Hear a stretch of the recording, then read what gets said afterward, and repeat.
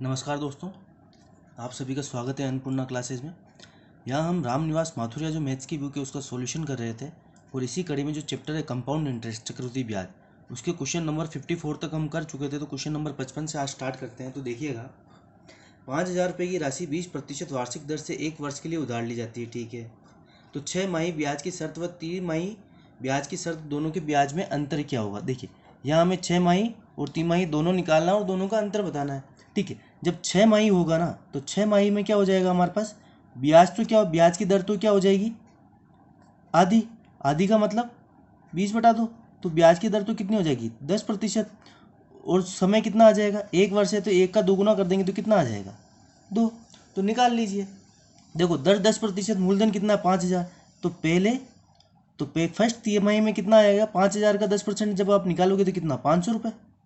ठीक है, और सेकंड तिमाही में सेकंड छमाही में कितना आएगा, 500 तो आएगा ही, लेकिन साथ में इस 500 का भी तो 10% आएगा ब्याज पर ब्याज। तो ये कितना आ जाएगा, 50 रुपये। तो टोटल 6 माही का ब्याज चक्रवृद्धि ब्याज कितना आया हमारे पास, सबको जोड़ लीजिए, 1,050 रुपये।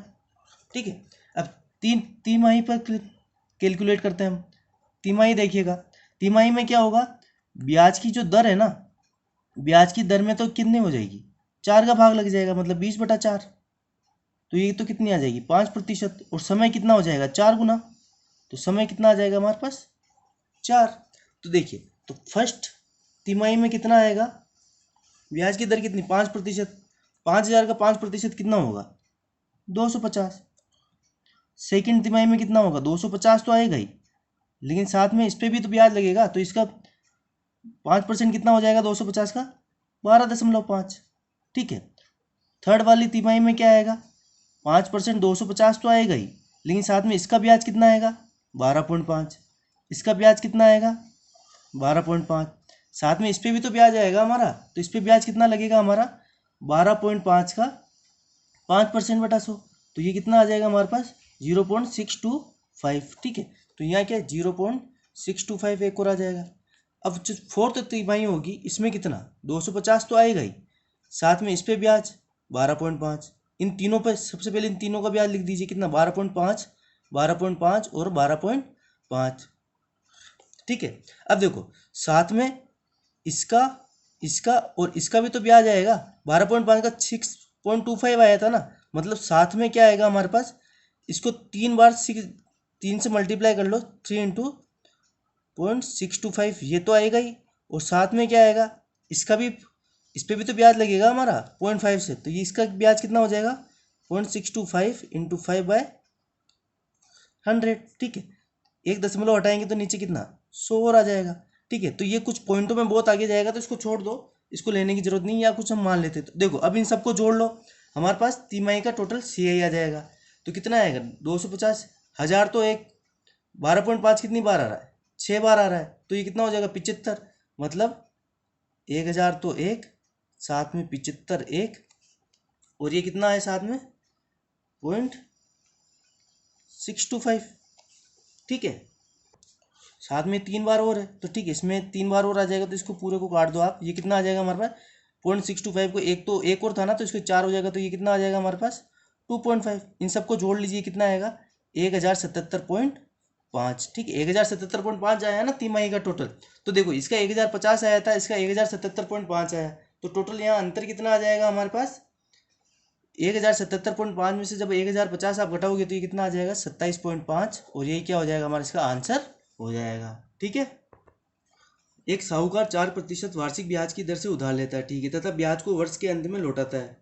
वह धनराशि को 6% वार्षिक CI की दर से, जबकि वह ब्याज अर्धवार्षिक रूप से है, को उधार देता है। ठीक है, 4% से वो लेता है और 6% पे वो देता है, लेकिन देता कैसे है, 6 माही के हिसाब से देता है। ठीक है, तथा ब्याज वर्ष के अंत में ही लेता है। ठीक है, इस प्रकार प्रतिवर्ष वह 104.50 रुपये का लाभ प्राप्त करता है। तो उसके द्वारा उधार ली गई धनराशि है। देखो, जब वो 4% की ब्याज पे ले रहा है ना, तो हम मान लेते हैं अमाउंट, नहीं तो वो हमारे पास अमाउंट क्या रही, सो हम मान लेते हैं।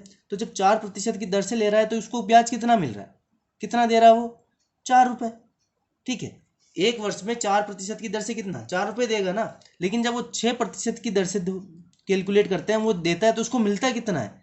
देखो, 6 माही है ना, तो दर तो कितनी हो जाएगी, 3%, इसकी आधी। और समय कितना हो जाएगा, 1 वर्ष है तो कितना हो जाएगा, ये 1 × 2, 2 गुना, तो निकाल लीजिए।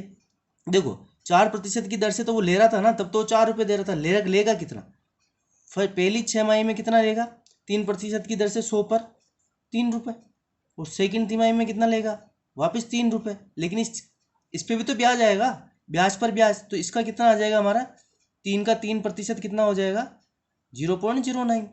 ठीक है, तो साथ में क्या 0.09 और आएगा। तो अब देखो ये तो उसने दिया और ये उसने लिया, टोटल कितना लिया, 3 3 6 6, तो ये कितना आएगा 6.09। तो देखो लाभ कितना हुआ उसको, 104.50, मतलब इनका अंतर ही तो है ना ये, तो यहाँ अंतर कितना मिल रहा है हमारे को, 2.09। निकाल लीजिए 6.09 में से 4, तो यहाँ तो उसको 2.09 का लाभ हो रहा है, लेकिन एक्चुअल में लाभ कितना हो रहा है, 104.50, तो वैल्यू निकाल लीजिए। तो 2.09 अगर 104.50 है तो हमको क्या निकालना है, दी गई धनराशि निकालनी है ना, मतलब 100 रुपये निकालने, तो 100 रुपये की वैल्यू निकाल लो यहाँ। तो ये क्या आ जाएगा, 104.50 बटा 2.09 इंटू 100, ये पॉइंट हटेगा, ये पॉइंट हट जाएगा। देखो दोनों के बाद 2 है ना, तो 100 आएंगे, लेकिन वो आराम आपस में कट जाएंगे, तो वो करने की जरूरत नहीं। अब देखो 2.09 का जब आप इसमें भाग दोगे तो ये कितनी बार जाएगा, 50 बार, तो मतलब 100 की वैल्यू क्या आ गई हमारे पास, 5,000 रुपये, और यही क्या हो जाएगा हमारा आंसर हो जाएगा। मतलब मूलधन कितना था, 5,000 रुपये। ठीक है, हमने 100 माना था ना, लेकिन एक की वैल्यू कितनी 50 आ रही थी, तो 100 की वैल्यू कितनी हो जाएगी हमारे पास, 5,000 रुपये। ठीक है, आगे चलते हैं। वही राशि चक्रवृद्धि ब्याज की दर से 4 वर्ष में 8,820 रुपये तथा 5 वर्ष में 9,261 रुपये हो जाती, तो वार्षिक ब्याज की दर है। देखो 5 वर्ष में कितना हो रही है, 9,261, मतलब P1 + R/100 की पावर कितनी, 5 वर्ष में कितना हो रहा है, 9,261। और इसमें कंपेयर कर लेते हैं, 4 वर्ष में कितना हो रहा है हमारे पास, 1/R/100 की पावर 4 कितना हो रहा है, 8,820। देखिए इसको आप काट दीजिए, पी से पी कट जाएगा, 4 की पावर से ये कटेगा, तो ऊपर कितना एक ही बचेगा ना, तो ये क्या आ जाएगा हमारे पास, 1 + R/100 कितना आएगा, 9261/8820। ये 1 को उधर ले जाइए, तो R/100 की वैल्यू क्या आएगी हमारे पास, 9261/8820 माइनस 1। लघुत्तम ले लीजिए, सोल्व करिए इसको, तो ये कितना आएगा, नीचे तो 8820, 9261 माइनस का 8820, ये आएगा ना, इसको सोल्व करिए। तो R/100 की वैल्यू क्या आएगी हमारे पास, 9,261 में से 8,820 को घटाइए, ये कितना आ जाएगा, 441। नीचे क्या है, 8820, काटिए इसको, कितनी बार कटेगा, 20 बार। ये 100 को उधर भेज दीजिए, तो R की वैल्यू क्या हो जाएगी, 100/20, तो ये कितना आ जाएगा हमारे पास, 5%, और यही क्या हो जाएगा हमारा इसका आंसर हो जाएगा। मतलब ब्याज की दर कितनी निकल के आई हमारे पास, 5% दर। ठीक है, अगला क्वेश्चन देखिएगा। यदि 1.5 वर्ष में 6 माही CI मतलब चक्रवृद्धि ब्याज पर 2,000 रुपये की राशि 2,315.35 रुपये हो जाती है, तो ब्याज की दर बताइए। ठीक है, देखिए कितना मूलधन, कितना 2,000 रुपये। ठीक है, 1 + R/100 की पावर कितनी, 1.5 वर्ष है ना, 1.5 वर्ष है तो कितना 6 माही है, लेकिन तो 6 माही में कितना 3 हो जाएगा, 2 गुना समय, और हो कितना रहा है 2315.35। ठीक है, ये 2,000 है ना, इसको यहाँ से इधर भेज दीजिए, ये पॉइंट हटाइए, नीचे 2 0 आ जाएगा। इसको डायरेक्ट 25 से काटिए, आप कितनी बार कटेगा, ये तो 8 बार, ये 0। ठीक है, इसको काटिए 25 से, कितनी बार जाएगा, सबसे पहले तो 9 बार, कितना बचा 6 6 5, तो फिर कितने बार जाएगा, 2 बार, कितना बचा वापस, कितना यहाँ कितना 6 बचा था ना, 6 5 15, 15 में वापस 3 आएगा, तो कितनी बार जाएगा, 6 बार, 3 बचा, 3 3 और यहाँ करेक्ट कर लीजिएगा, यहाँ 2 होगा। ठीक है, यहाँ 2 आएगा, इसको आप काटोगे वापस, तो ये कितनी बार जाएगा, फिर ये 2 बचेगा ना, 2 5 तो 1 बार, तो 9261। अब देखिए ये जो है ना 8,000, ये किसका क्यूब है, 20 का क्यूब है, और 9,261 जो है ना, वो किसका क्यूब है, 21 का क्यूब है। ठीक है, ये क्यूब से क्यूब इधर जब कटेगा ना, तो 1 + R/100 की वैल्यू क्या आएगी हमारे पास, देखो ये क्यूब सब कट जाएंगे आपस में, तो इधर क्या आ जाएगा 21/20। ठीक है, तो यहाँ से R की वैल्यू निकाल दो, तो ये क्या आएगा हमारे पास, R/100 क्या आएगा हमारे पास, 21/20 माइनस 1। ठीक है, जब हम लघुत्तम ले लेंगे तो यहाँ क्या आ जाएगा 20, तो ये क्या आ जाएगा 1/20। ये 100 को इधर भेज देंगे हम, 100 से ये इधर चल जाएगा ना, तो ये R क्या निकल के आएगा हमारे पास, 5%। अब देखिए ब्याज की दर कितनी, 6 माही थी ना, छमाही थी जो दर 5% आई, तो 5% क्या हो जाएगी, हमारे को वार्षिक चाहिए, वार्षिक। यहाँ ये छमाही वाली निकली है, तो ये क्या हो जाएगी, दुगनी, मतलब 10% दर निकल जाएगी, और ये क्या हो जाएगा हमारा इसका आंसर हो जाएगा। ठीक है, अब देखो यहाँ 6 माही ले रहे थे, इसलिए आपको ब्याज की दर को दोगुना करना पड़ेगा। आपने यहाँ पे भी तो 1.5 को 3 किया है, तो मतलब निकलने वाली जो दर है इसको भी हमको क्या करना पड़ेगा, दोगुना करना पड़ेगा। तो ब्याज की दर कितनी निकल के आ जाएगी यहाँ पर, 10%। ठीक है, 6 माही 5%, CI पर 64,000 रुपये की राशि कितने समय में 68,291 हो जाएगी। देखिए 5% की दर है, लेकिन क्या है यहाँ 6 माही है ना, तो ये दर कितनी रह जाएगी, आधी, 5/2%। अब देखिए वही अपना बेसिक वाला मेथड, 5/2 को आप फ्रैक्शन में बदल लिए तो 1/100, तो ये कितना आ जाएगा 5/200, मतलब कितना 1/40। मतलब क्या होता है कि 40 की राशि 41 हो जाती है एक साल में, इस दर से 5/2% की दर से। लेकिन हमारे पास क्या है, 3 साल है ना, ठीक है, तो पहले साल में 40 की 41 हुई होगी, तो दूसरे साल में भी 40 की 41। अब देखो ध्यान से देखिएगा आप, ये जो 64,000 का हमें क्या दे रखा है, 64,000 से 68,291 हो गई। तो यहाँ ये सीधा सा दिख रहा है हमें, ये 40 का क्यूब होगा, मतलब कितना, यहाँ 3 साल लगे होंगे ना, 40 का क्यूब, इसको मल्टीप्लाई करते हो तो 3 साल का निकल के आता है ना। यहाँ पे भी जब आप 41 का क्यूब निकालोगे ना, तो वो आपका क्या आएगा, 68,291 ही आएगा। जब भी क्यूब आए, अगर मान लो यहाँ स्क्वायर आता कि 40 × 40, मान लो अगर आपको 1600 दे दिया होता और यहाँ कुछ राशि दे गई होती, ठीक है, मतलब वो क्या होता आपके पास 41 का स्क्वायर होता। लेकिन यहाँ क्या है, हमारे पास क्यूब है ना, मतलब समय ऑटोमेटिकली आपको पास कितना आ रहा है, समय जो है ना वो आपका कितना है, 3 वर्ष है। ठीक है, समय 3 वर्ष है। अब देखिए 6 माही है ना, तो समय क्या हो जाएगा आपका, 6 माही के हिसाब से हमारा 3 वर्ष निकल के आया, तो वार्षिक रूप से ये कितना समय हो जाता है हमारे पास। इसको क्या करोगे आप, समय को क्या कर लोगे, आधा हो जाएगा। ठीक है, तो वार्षिक तो मतलब ये कितना, 1.5 वर्ष, और ये क्या हो जाएगा हमारा इसका आंसर हो जाएगा। ठीक है, इस तरीके से करके देखो, अगर स्क्वायर हो रहा है ना तो 2 साल लग रहे हैं, और क्यूब हो रहा है ना तो 3 साल लग रहे हैं, सीधा सा फंडा है। ठीक है, आगे चलते हैं। और यहाँ ये हमने किस पे निकाला था, अर्धवार्षिक, हम, लेकिन हमको चाहिए क्या, वार्षिक निकाला था ना, तो वार्षिक क्या होता है, दुगुना हो जाता है ना समय का, तो 1.5 का 6 माही में दुगुना 3 वर्षीय होता है ना, तो हमारे को यहाँ क्या करना पड़ेगा, 3 में 2 का भाग लगाना पड़ेगा। अगला क्वेश्चन देखिएगा, 850 रुपये की राशि CI पर उधार दी जाती है। ठीक है, यदि कोई राशि 5 वर्ष में 2 गुनी हो जाती है, तो बताओ 15 वर्ष में ये की राशि कितनी हो जाएगी। ठीक है, क्या कह रहा है कि 5 वर्ष में 2 गुनी हो जाती है, इसको पकड़िएगा। मतलब कोई राशि सबसे पहले 1 थी, तो वो कितनी हो गई, 5 वर्ष में वो कितनी हो गई, 2 हो गई। फिर वापस अगले 5 वर्ष में कितनी नहीं हुई होगी, वापस 2 गुनी हुई होगी ना, 1 से 2 हुई, तो 2 से कितनी हो जाएगी, 4 हो जाएगी। वापस 5 वर्ष में कितनी हुई होगी, वापस 2 गुनी होगी, मतलब 4 की 2 गुनी कितनी, 8 हुई होगी। अब देखिए यहाँ जो 1 है ना, वो हमें कितना दिया हुआ है, 850 रुपये। लेकिन 15 वर्ष में ये 5 + 5 + 5, ये जो 15 वर्ष है ना, 15 वर्ष में ये राशि जाते जाते कितनी, 8 गुना हो गई। तो यहाँ निकाल लीजिए 850 का कितना, 8 गुना, यही हमारे पास क्या हो जाएगा, आंसर हो जाएगा। तो 850 की राशि 15 वर्ष बाद कितनी हो जाएगी, 0, तो ये 8 × 5 = 40 की सुपर, आंसर ऊपर 4, 8 × 8 = 64, और 64 और 4 6,800 रुपये। ठीक है, और यही क्या हो जाएगा हमारा इसका आंसर हो जाएगा। ठीक है, आगे चलते हैं। CI पर जमा की गई 12,000 रुपये की धनराशि 5 वर्ष में 2 गुनी हो जाती है, तो 20 वर्ष के बाद ये कितनी हो जाएगी। देखो वही same as it is question है। 5 वर्ष में क्या हो रही है, मान लीजिए एक राशि थी तो कितनी 2 गुनी हो गई ना 5 वर्ष में, तो अगले वर्ष में वापस, अगले 5 वर्ष में वापस कितनी हो गई होगी, 4 गुना। अगले 5 वर्ष में कितनी हो गई होगी वापस, 8 गुना, 4 का 2 गुना। वापस अगले 5 वर्ष में कितनी हो गई होगी, इस 8 का भी 2 गुना, मतलब 16। पूछा कितना है, 20 वर्ष बाद, तो ये कितना 20 वर्ष हो रहा है ना, 5 + 5 + 5, टोटल 20 वर्ष।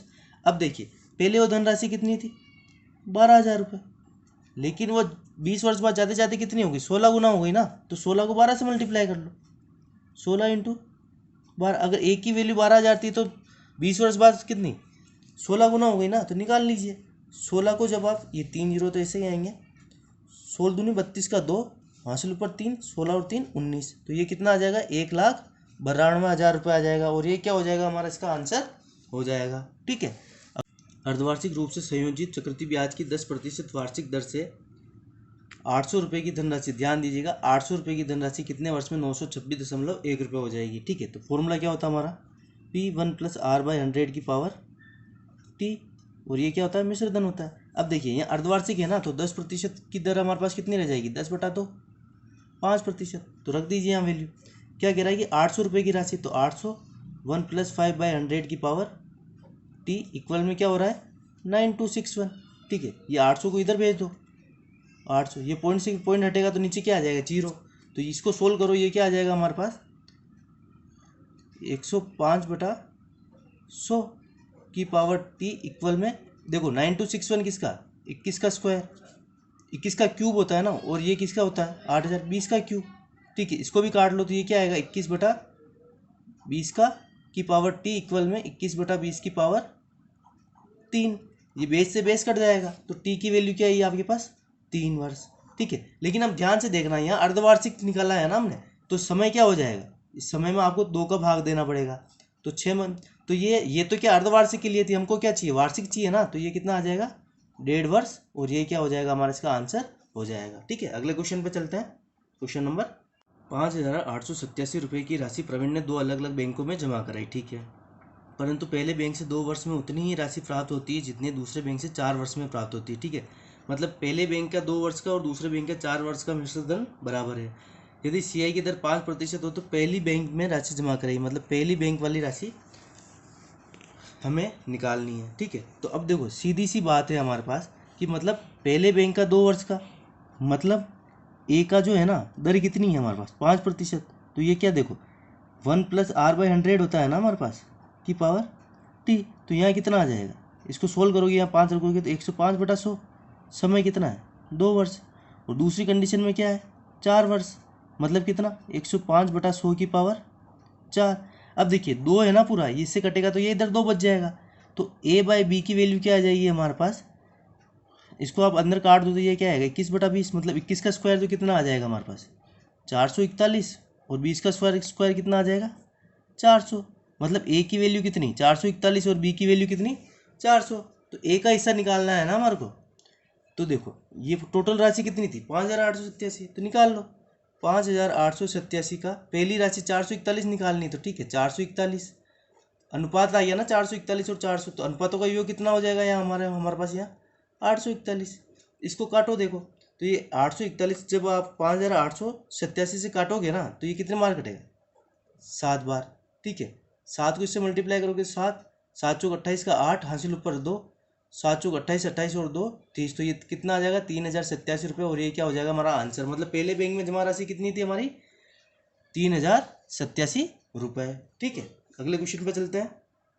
देखो इसमें कंफ्यूज मत होना, आपके पास क्या होता है, P 1+R/100 की पावर T होता है ना।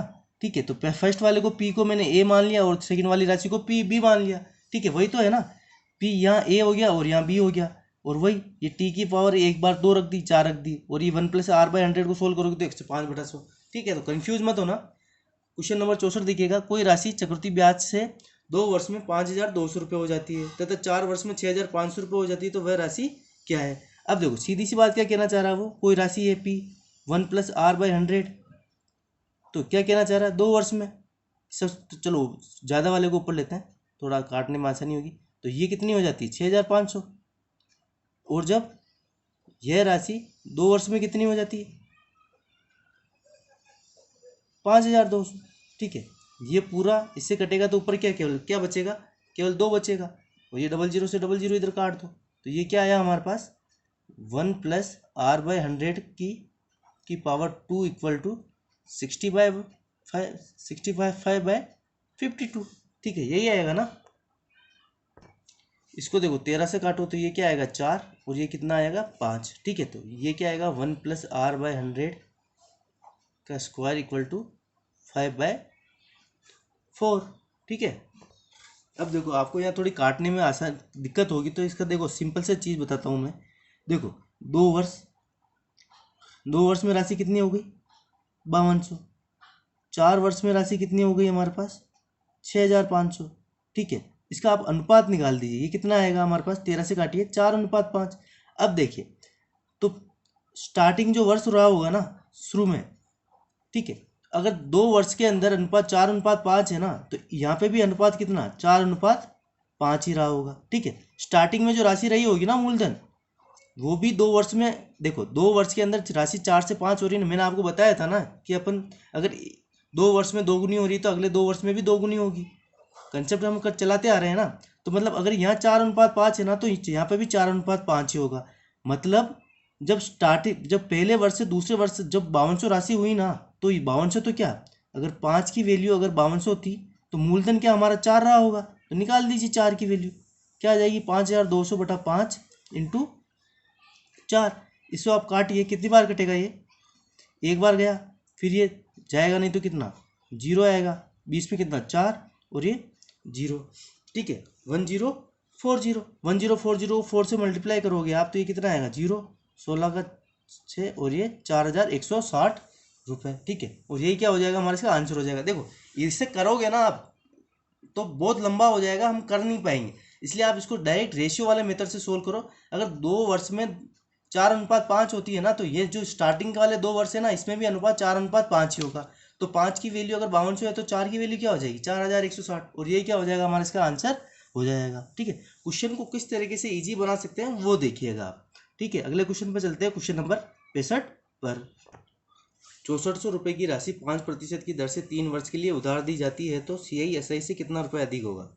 देखो 5% की दर 3 वर्ष के लिए, मतलब SI तो सिंपल से कितना आ जाएगा हमारे पास 15%, किसका 6400 का 15%, तो कितना निकल के आ जाएगा ये 6400 का 15%, 15 चौक 60, 0 हासिल ऊपर 6, 15 6 के 90, 90 और 6 96 रुपये, ठीक है। मतलब साधारण ब्याज तो सिंपल से कितना निकल के आइए हमारे पास 960 रुपये। अब क्या है, अब हमारा क्या निकालना है, CI निकाल दो, तो ठीक है। फर्स्ट ईयर में CI कितना रहा होगा हमारे पास 6400 का 5% कितना निकल के आ जाएगा 320। सेकेंड ईयर में भी कितना आएगा 320 तो आएगा ही, लेकिन साथ में इसका भी तो 5% आएगा, तो इसका 5% कितना हो जाएगा 16 रुपये। थर्ड ईयर में क्या आएगा 5%, 6400 का 5% तो आएगा ही लास्ट, लेकिन साथ में इसका 5%, इसका भी 5% और इसका भी 5%, तो 16 का 5% कितना हो जाएगा हमारा 16×80/100, तो ये कितना आ जाएगा हमारे पास 0.80, तो ये कितना आएगा 0.80। इन सबको जोड़ लीजिए, कितना CI हो जाएगा ये 320 320 320, तो ये तो कितना हो गया 960, 16 16 32 होती है 48, तो 48 1 साथ में 0.80, तो ये कितना हो जाएगा 960 और 48 कितना हो जाएगा 1008, और ये कितना हो जाएगा 1008.80। अब देखो 1008.80 ये CI और साधारण ब्याज कितना निकल गया 960, तो अंतर कितना आ जाएगा यहाँ पे हमारे 1008 में 80 में से 960 जब आप माइनस करोगे तो 48.8 रुपये, और ये क्या हो जाएगा हमारे इसका आंसर हो जाएगा, ठीक है।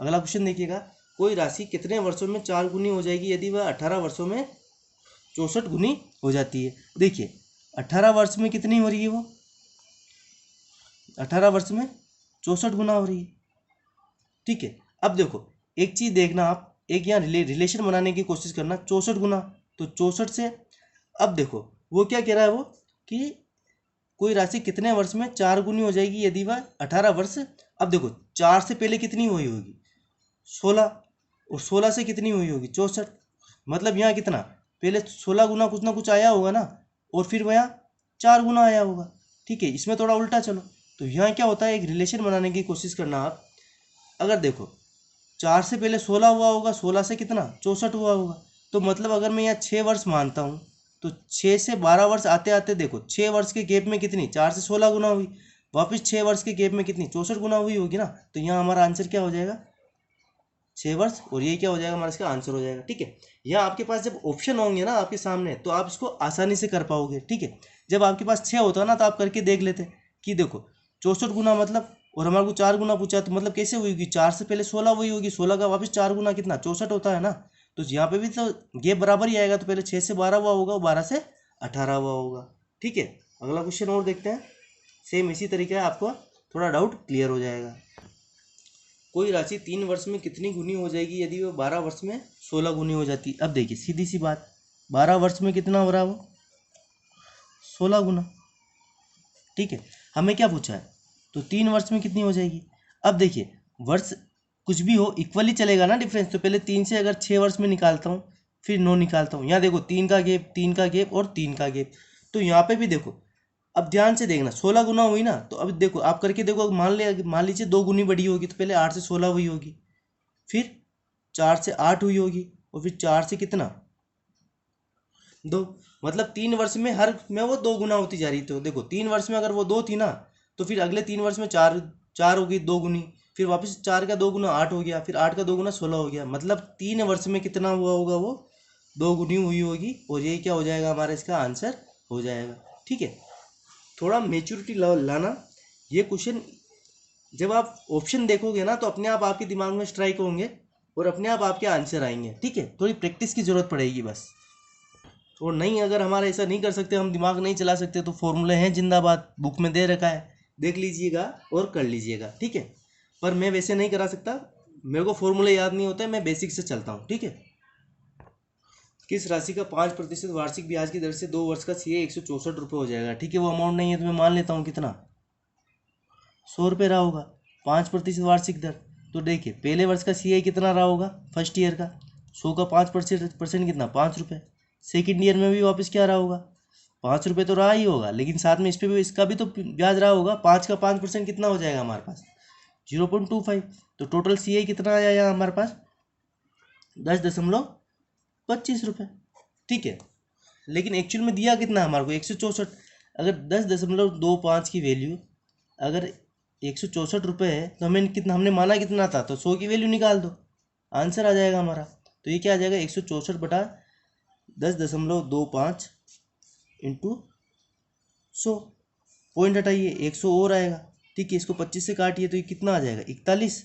यहाँ कितना आएगा 4, इसको वापस काटोगे तो कितना आएगा 4, 4 दूनी 16, 16 को जब आप 100 से मल्टीप्लाई करोगे तो ये कितना आ जाएगा हमारे पास 1600 रुपये। ठीक है, और ये क्या हो जाएगा हमारा इसका आंसर हो जाएगा। मतलब मूलधन कितना था हमारे पास 1600 रुपये। एक क्वेश्चन और बचा है 68, वो भी कर लेते हैं। ठीक है, कोई धन 6% वार्षिक चक्रवृद्धि ब्याज की दर से 2 वर्ष में 11,236 रुपये हो जाता है, तो यही धन साधारण ब्याज पर इसी दर से इतने समय में कितना हो जाएगा। ठीक है, हमें वो धन नहीं दिया हुआ है तो 100 मान लो, दर कितनी है 6% है ना, तो फर्स्ट ईयर में कितना आया होगा 6 रुपये, सेकेंड ईयर में कितना आया आया होगा 6% तो आया ही होगा, 6 रुपये तो आया ही होगा, लेकिन साथ में ब्याज पर भी ब्याज जुड़ के आएगा ना, तो ये कितना 0.36 और आया होगा। मतलब कितना हो जाएगा ये टोटल सीआई हमारे पास 12.36 रुपये। लेकिन एक्चुअल में दिया हुआ कितना हमें 12.36 ना देकर हमें दिया कितना है 11,236। तो ठीक है, 100 की वैल्यू निकाल दीजिए, हमारे पास क्या आएगा मूलधन निकल के आ जाएगा। तो 11,236 बटा 12.36 इंटू 100, ये पॉइंट हटाओ नीचे, ऊपर कितना ये 100 और आएगा। तो देखो 1236 को 11,236 से जब आप काटोगे ना, तो ये कितनी बार कटेगा हमारे पास। यहाँ देखना, ना माफ़ करने वाली गलती कर दी मैंने। यहाँ ये 12.36 आया ना, लेकिन ये हमारे पास क्या है मिश्रधन है, तो ये क्या होगा मिश्रधन क्या होता है 100 प्लस चक्रवृद्धि ब्याज 12.36, तो ये कितना आ जाएगा 112.36। मतलब ये क्या आएगा 112.36 की वैल्यू 11,236 दी हुई है, तो ये 112.36 आएगा और ये कट जाएगा, तो पूरी 100 की वैल्यू क्या आएगी हमारे पास। ठीक है, करेक्शन करना, थोड़ा गलती हुई बाई मिस्टेक, वो क्या उसी पैटर्न के क्वेश्चन चलते आ रहे थे ना, तो ध्यान नहीं गया। तो यहाँ मूलधन कितना निकल के आ गया हमारे पास 10,000। अब क्या कह रहा है वो कि तो यही धन साधारण ब्याज पर इसी दर से इतने समय में, मतलब दर 6% और समय भी कितना 2 ही रहेगा, तो कितना हो जाएगा मूलधन कितना है हमारे पास 10,000। तो 6 इंटू या तो डायरेक्ट 12% निकाल लो, या फिर पूरा मूलधन इंटू समय इंटू दर बटा 100। ठीक है, जैसे आप करते हो 100 इंटू 600, 600 को 2 से मल्टीप्लाई करोगे तो कितना आएगा, कितना निकल के आएगा ये 100 इंटू 6, 600 और 2 1200 रुपये। ठीक है, तो कितना हो जाएगा, तो 1200 रुपये तो ब्याज आ गया ना, तो मूलधन कितना था हमारे पास, मूलधन कितना, ये तो ऐसा ही, तो अमाउंट टोटल कितना होगा 10,000 प्लस 1200, तो कितना हो जाएगा ये 11,200 रुपये, और ये क्या हो जाएगा हमारा इसका आंसर हो जाएगा। ठीक है, यहाँ ध्यान रखना, आप भी क्वेश्चन में मिस्टेक करोगे, यहाँ हमारे को मिश्रधन दे रखा है, ये ब्याज नहीं है चक्रवृद्धि ब्याज नहीं, ये मिश्रधन है, इसलिए यहाँ 100 में आपको 12.36 से जोड़ना पड़ेगा, और ये 112.36 की वैल्यू है ना, यही हमारे को 11,236 दी हुई है, तो मूलधन कितना निकल के आ जाएगा यहाँ से 10,000। और यहाँ से फिर ये आपका क्वेश्चन सोल्व करोगे तो साधारण ब्याज से टोटल अमाउंट कितना निकल के आएगा 11,200 रुपये। ठीक है, अगर आपको डिफरेंस पूछता ना सीआई और एसआई में, तो कितना निकल के आ जाता यहाँ से आपको कितना निकल के आ जाता है यार, इससे इसको माइनस करते हो 36,000 निकलता है, लेकिन हमें यहाँ साधारण ब्याज से टोटल कितना अमाउंट पूछा है ना, तो कितना आ जाएगा ये 11,200 रुपये 2 वर्ष में। ठीक है, तो यहाँ तक आपका ये चैप्टर भी होता है क्लोज। चक्रवृद्धि ब्याज हमारा हो गया है समाप्त। अब अर्थमेटिक से हमारे केवल 3 टॉपिक है ना इस बुक के, वो बच्चे हैं। पहला तो कौन सा, मिश्र समानुपात, ठीक है, जो टाइम एंड वर्क का चैप्टर है, पहला तो वो। दूसरा है एलिगेशन, मतलब मिश्रण। और तीसरा है ना वो बचा है हमारा पार्टनरशिप। ठीक है, तो ये 3 टॉपिक बचे हैं ना, तो देखते हैं या तो पहले एडवांस स्टार्ट करते हैं या पहले इन 3 टॉपिक को खत्म करते हैं, जो भी होगा जो देखा जाएगा। आप क्या पढ़ना चाहते हो एक बार कमेंट करके जरूर बताइएगा। ठीक है, तो मिलते हैं नेक्स्ट वीडियो में नेक्स्ट टॉपिक के साथ। अगर कोई कन्फ्यूजन रहा हो तो मैसेज कर दीजिएगा, वापस समझा दिया जाएगा। ठीक है, तो मिलते हैं नेक्स्ट वीडियो में, तब तक के लिए धन्यवाद।